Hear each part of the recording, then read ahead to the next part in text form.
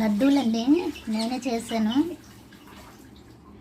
నేర్చుకున్నానండి, చాలా బాగా వచ్చాయి. అలాగే బూందీ మిక్సర్ కూడా చాలా టేస్టీగా ఉంది. పిల్లలకి సమ్మర్ హాలిడేస్ కదా, మీరు కూడా ట్రై చేయండి. ఇదైతే కొలతలతో ఏం చేయలేదండి, అలా ఆనవాలుగా వేస్తాను అన్నీ, ఏది కొలతలతో చేయలేదు.